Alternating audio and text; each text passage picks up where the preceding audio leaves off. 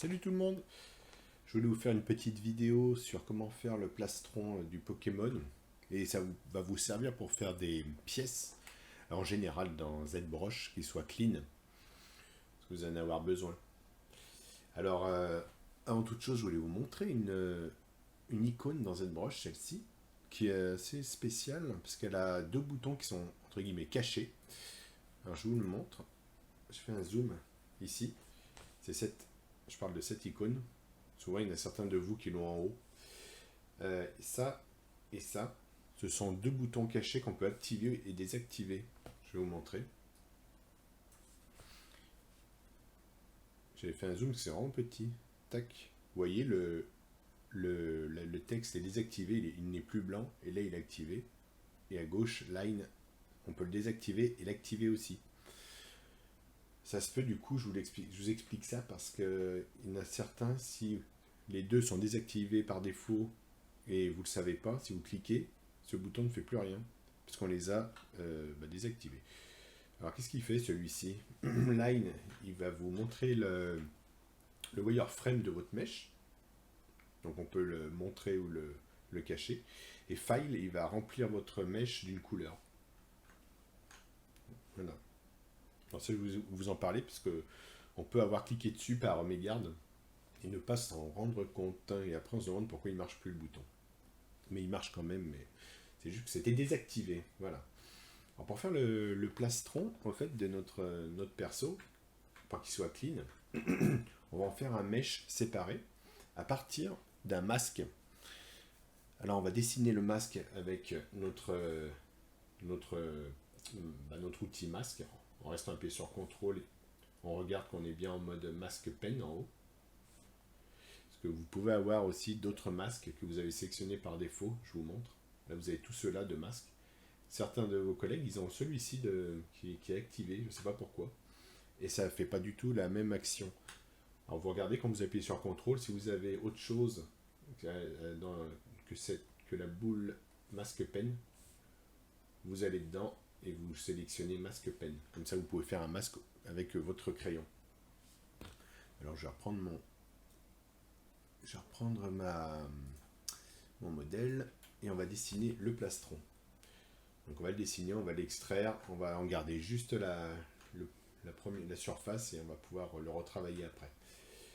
Alors je me mets en mode, hop, je sélectionne mon mesh, je suis en mode miroir et puis c'est parti. Donc on va sélectionner tout ce qu'on veut extraire. Il faut avoir un mesh quand même assez subdivisé, donc que ce soit pas trop non plus brut, vu qu'on va le re-rendre brut pour le travailler derrière rapidement. Alors vous faites votre mesh comme ça. À l'arrière, je crois qu'il est comme ça un peu. Hop. Ça monte. Voilà. Alors, prenez le temps de le faire quand même le plus proche possible de votre pièce finale. Le plus proche vous l'aurez colorié, le moins de boulot ça va vous donner après. Et CTRL, donc ça vous fait le masque. Si vous maintenez CTRL et ALT, vous l'enlevez, vous en enlevez. Donc vous pouvez, voyez, sculpter votre masque comme ça. Rajouter, enlever du dessin. Alors donc il fait un peu comme ça, le plastron. Hop. Il descend. Bon, pour l'exemple, ça ira. Il y a plusieurs choses à voir ensemble. Je préfère vous faire une vidéo, comme ça vous pourrez revenir dessus. Si vous avez raté quelque chose en cours, je vous le rappellerai quand on se verra. Une fois qu'on a ce masque, on va l'extraire.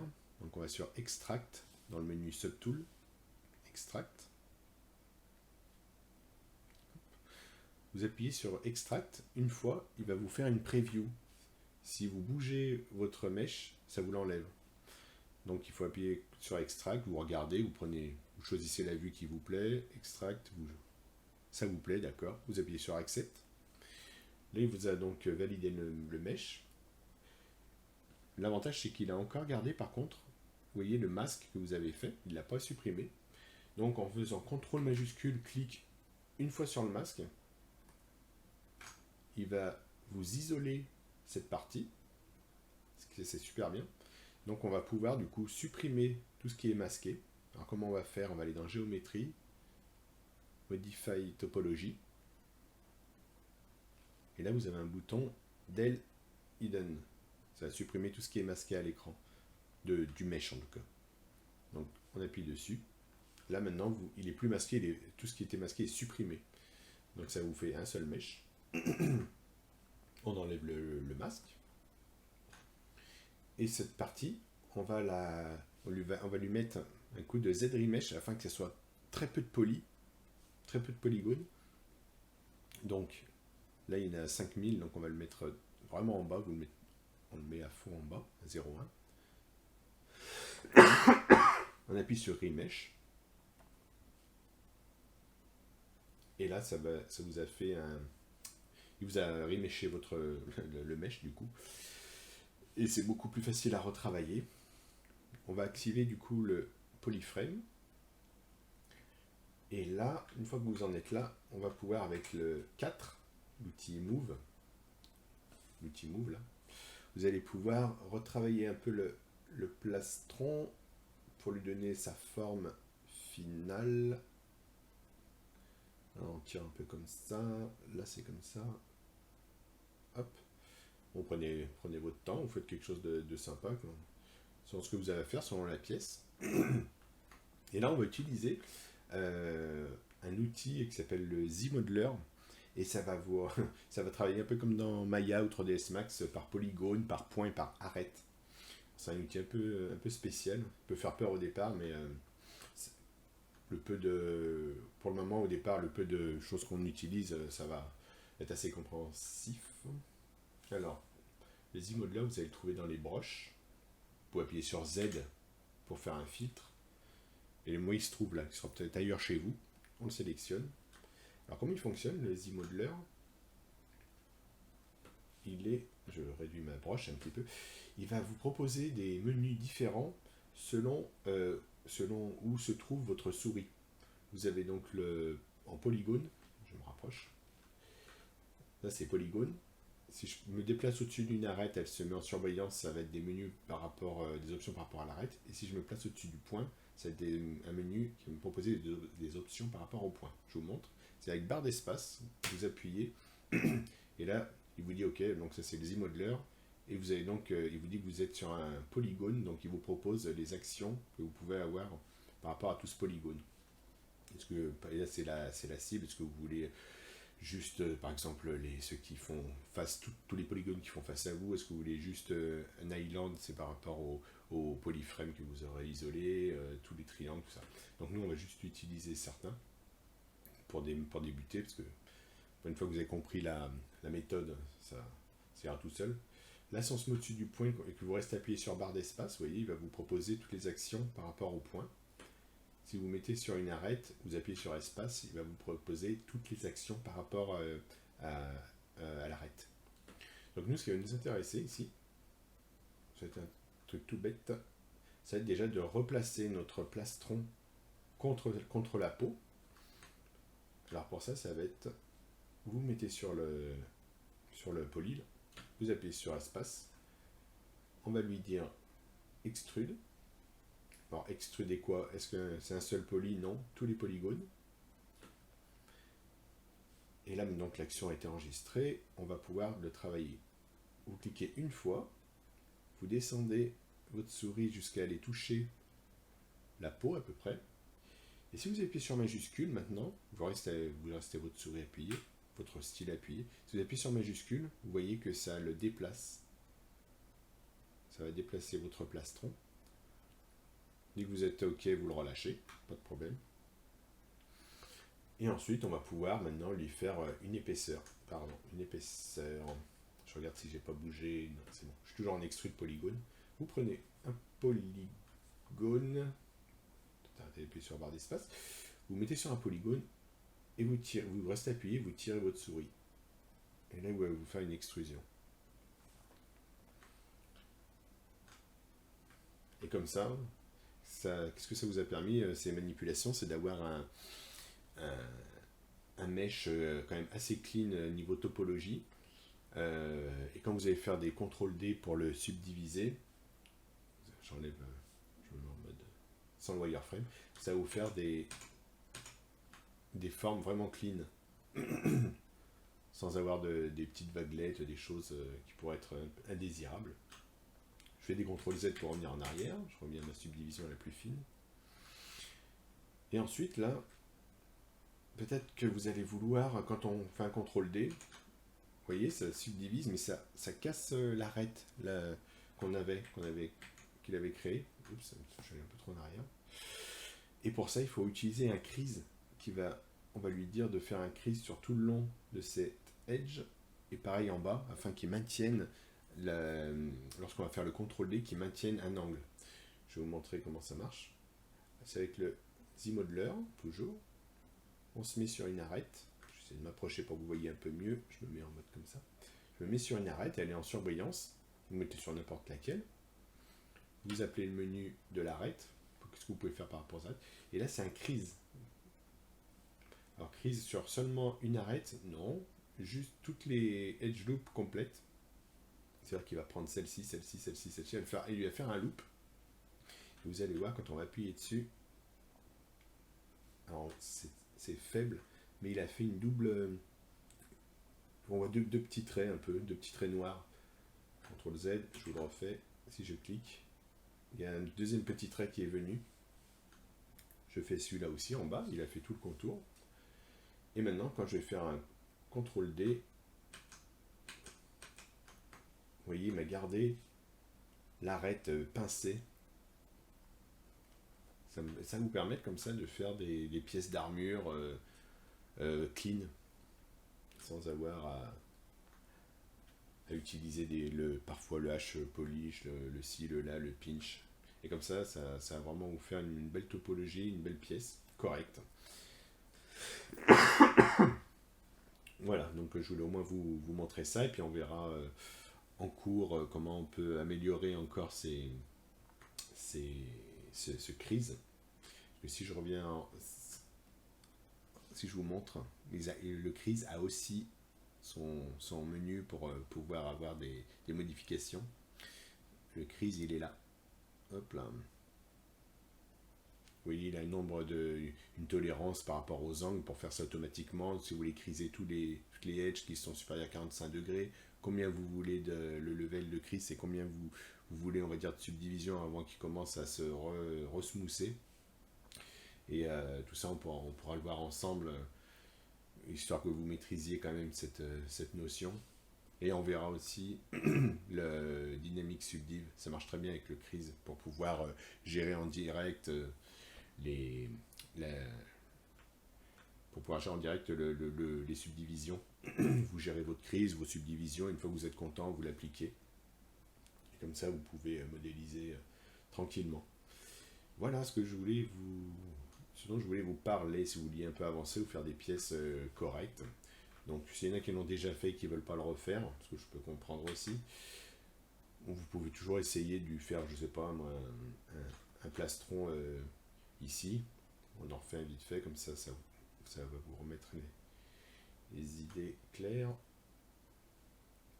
faites votre masque. Vous l'extrayez. Ah, j'ai oublié d'enlever l'autre en haut. Hop. Je sais pas où vous faites ça. J'aurais essayé une petite pièce d'armure comme ça. Bon, là, il est vraiment nul, mais c'est pour vous montrer. Extract. Je valide. CTRL Maj. Une fois un clic, ça me supprime, ça me masque tout le reste. Je vais aller le supprimer, ce qui est masqué. Géométrie, Modify topologie, il est là. Mirror, del hidden. Ok. J'enlève mon masque. Je vais donc lui refaire une topologie plus propre avec le Z-Remesher qui va être à presque 0.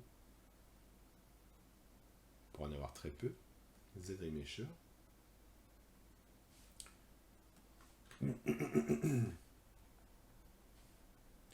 pouvez toujours refaire plusieurs Z Mesher si vous trouvez qu'il n'était pas... Bon là ça va, c'est une forme simple, mais parfois ils sont mal disposés les polygones. Donc vous pouvez en faire un ou deux à la queue leu. Il va recalculer, il va essayer de vous proposer d'autres solutions.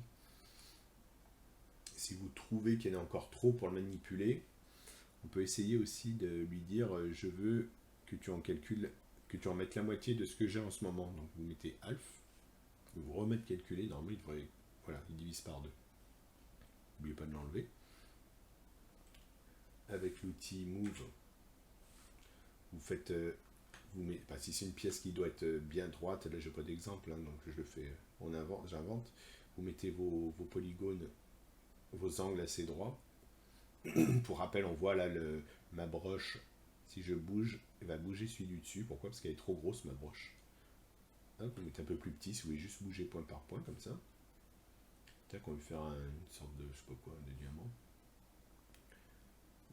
Donc c'est le moment de le faire bien nickel.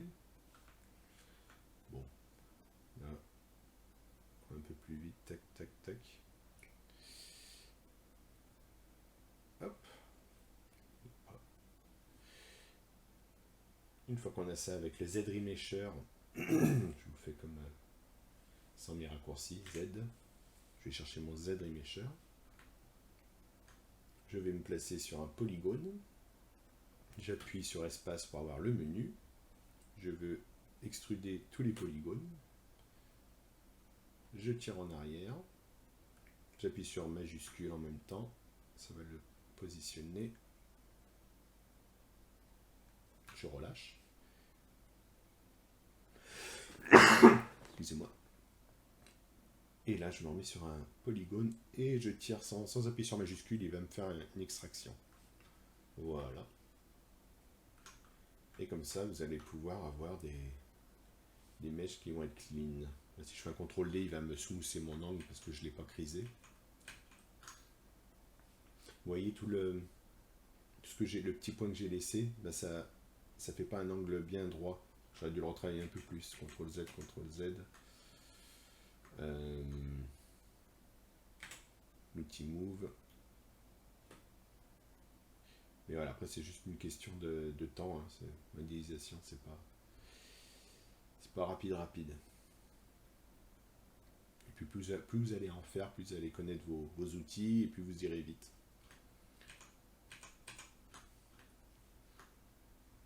Voilà. Et après, bah, rien ne vous empêche de le retravailler quand même avec vos outils si vous en avez besoin. Vous avez le trim dynamique, là, en haut à gauche. Il est pas mal, mais j'utilise aussi pas mal le H Polish, qui marche très bien. Ça vous permet de faire des zones plates.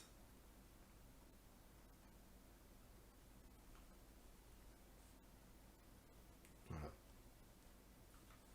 Ça, c'est quelque chose que j'aurais... Parce que c'est pour pincer mes arêtes, c'est quelque chose que je n'ai pas à faire si je fais mon crise. On fera des exercices comme ça avec des objets qui proviennent de Maya que vous importerez, ce qu'on appelle des lots polis. On met des crises là où ils en auront besoin, et après bon, on peut les sculpter. Sous cette broche, c'est fait pour. Et voilà. Voilà, c'est ça que je voulais vous montrer. Essayez cette méthode, elle va vous être très très très utile pour faire des morceaux d'armure, de toutes les pièces, en fait, beaucoup de pièces. Vous pouvez faire ça. Voilà, je vous souhaite une bonne fin de week-end, et puis on se verra dans 2 semaines, je crois. Et je vous dis à bientôt.